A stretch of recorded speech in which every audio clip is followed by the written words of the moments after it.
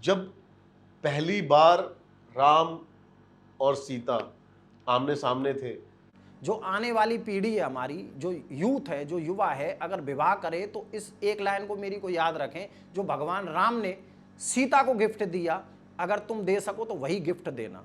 हनुमान जी का भी कभी विवाह हुआ था? हाँ,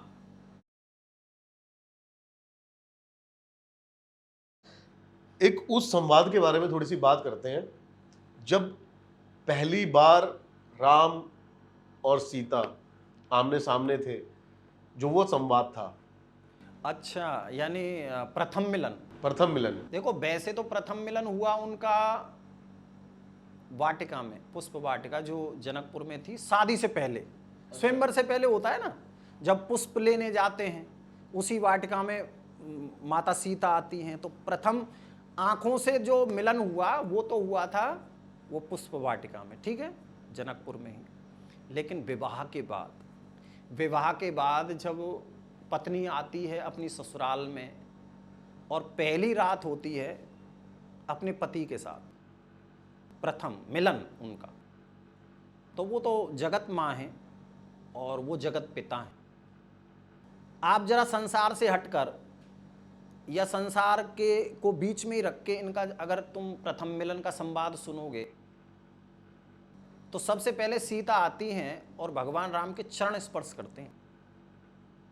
जब सीता जी चरण स्पर्श करती हैं तो उनको चरण छूने से पहले ही भगवान राम उनका हाथ पकड़ लेते हैं और क्या कह रहे हैं कि देवी सीता, तुम्हारी जगह इन चरणों में नहीं है, तुम्हारी जगह मेरे हृदय में है।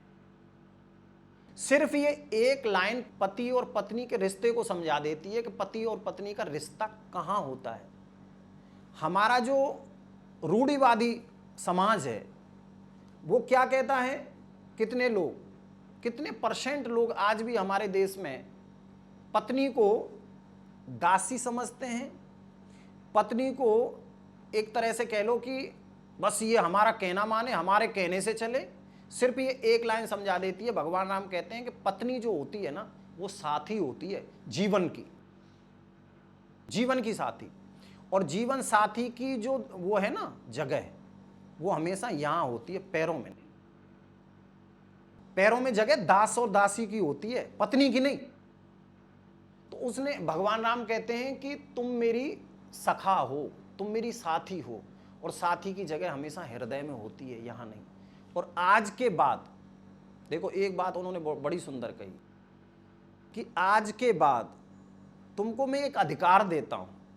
अधिकार दिया, क्या कहते हैं कि अगर मैं अच्छे मार्ग पे चलता हूं तो तुम मेरे साथी बनकर मेरा साथ देना, और अगर मैं पथभ्रष्ट होता हूं, गलत मार्ग पे चलता हूं, तो तुम्हारा ये अधिकार है तुम्हारा कि तुम मुझे रोकने का प्रयास करना। आजकल तो कोई पुरुष अगर गलत मार्ग पे चलता है और पत्नी अगर रोकती है तो उसको उल्टा डांट मिलती है, फटकार मिलती है, तेरा कोई मतलब नहीं है मुझसे। ये कितनी गलत बात है ना। तो पत्नी का कर्तव्य यही है, वो साथी है, वो तुम्हें रोकेगी। अच्छा कर्म कर रहे हो उसमें साथ देती है, वो उसी को पत्नी कहते हैं। बुरा कर्म करते हो उसमें रोकती है, उसी को साथी कहते हैं। तो उन्होंने ये सीता को अधिकार दिया और उसके बाद उन्होंने मुंह दिखाई दी। ये बड़ा अच्छा प्रसंग है, मुंह दिखाई दे रहे हैं भाई। हर पति पत्नी जब पहली रात मिलन होता है तो उसमें मुंह दिखाई दी जाती है। पति देता है अपनी पत्नी को, घूंघट उठाता है, मुंह दिखाई देता है। लेकिन भगवान राम ने कोई स्वर्ण मुद्राएं नहीं दी मुंह दिखाई में, कोई गिफ्ट नहीं किया उनको। एक चीज दी जो शायद संसार का हर पुरुष, जो आने वाली पीढ़ी है हमारी, जो यूथ है, जो युवा है, अगर विवाह करे तो इस एक लाइन को मेरी को याद रखें, जो भगवान राम ने सीता को गिफ्ट दिया, अगर तुम दे सको तो वही गिफ्ट देना। भगवान राम कहते हैं कि देवी मेरी तरफ से एक भेंट है तुम्हें। बोले, सीता कहती है, ऐसे कुछ कह तो नहीं पाती, देखती हैं क्या देंगे।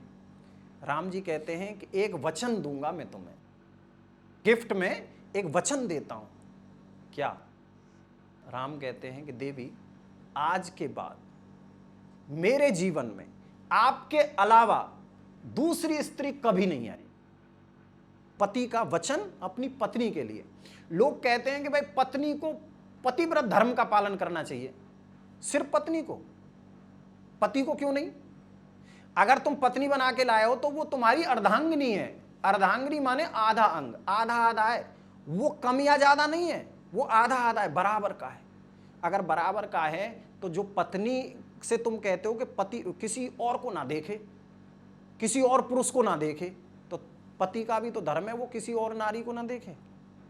भगवान राम ने सूर्पणखा से क्या कहा था? जब सूर्पणखा अप्सरा का रूप बना के आई थी कि मुझसे विवाह कर लो, तो भगवान राम ने मुस्कुराते हुए क्या कहा था कि हम कुआरे नहीं, विवाहित हैं, बस एक नारी व्रत रखते हैं, अपनी को छोड़ अन्य सबको माता और बहन समझते हैं।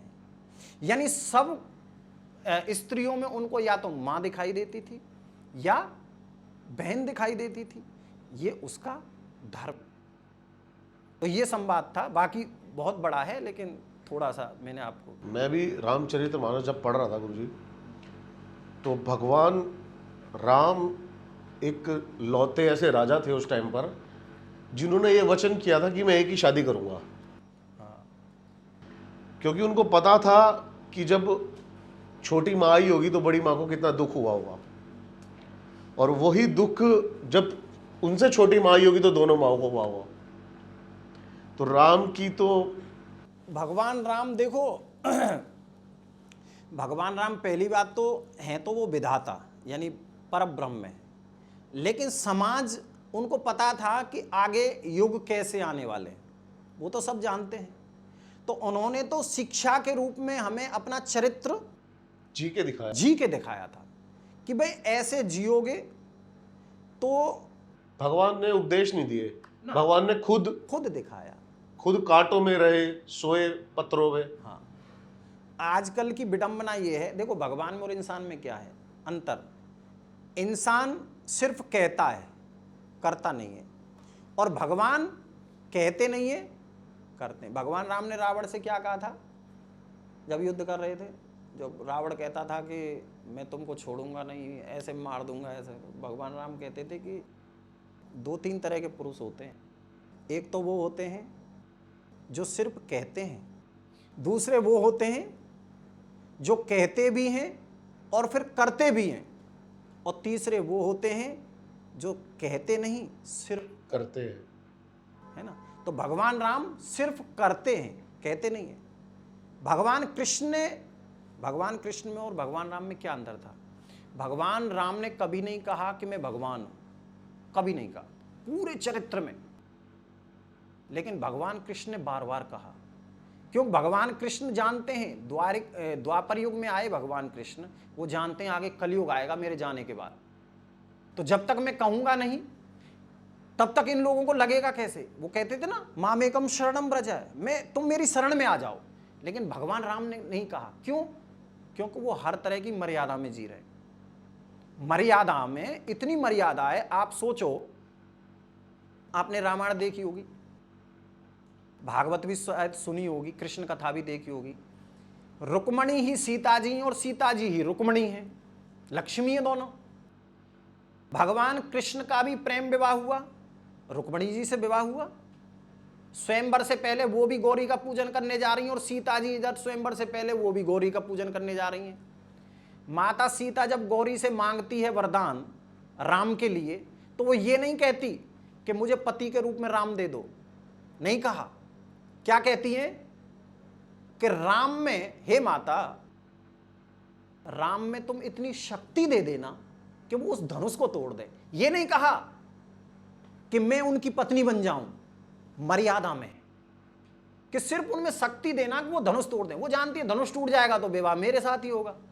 लेकिन रुक्मणी जब गौरी का पूजन करने जाती हैं तो रुक्मणी क्या कहती है कि माता, अगर कृष्ण के साथ मेरा विवाह नहीं हुआ तो मैं प्राण त्याग दूंगी। ये अंतर है रामचरित्र का और कृष्ण चरित्र का। वहां मर्यादा है, यहां प्रेम है। मैं मर जाऊंगी, प्रेम में आदमी को मर जाना मंजूर है, लेकिन उसके बिना जीना मंजूर नहीं होता। और मर्यादा में उसके बिना मर जाना मंजूर है, लेकिन मर्यादा नहीं तोड़नी। ये फर्क है। हनुमान जी का भी कभी विवाह हुआ था? हाँ, हनुमान जी का विवाह हुआ था, लेकिन वो मजबूरी में हुआ था। क्योंकि सब जानते हैं हनुमान जी तो ब्रह्मचारी हैं।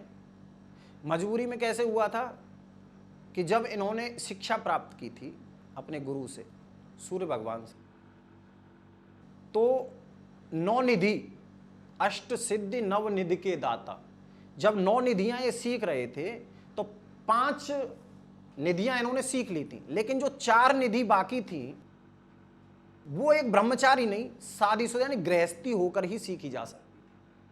तो उनकी मजबूरी थी कि उनकी पुत्री से, सुवर्चला से उनको विवाह करना पड़ा। और इसका प्रमाण, कई लोग कहें कि नहीं ऐसा नहीं है, तो तेलंगाना में एक इनका मंदिर भी है, उस प्रदेश में जाओगे तो हनुमान जी की बगल में ही उनकी पत्नी खड़ी है, सुवर्चला, हुआ है, विवाह हुआ है। हाँ, पुत्र भी है।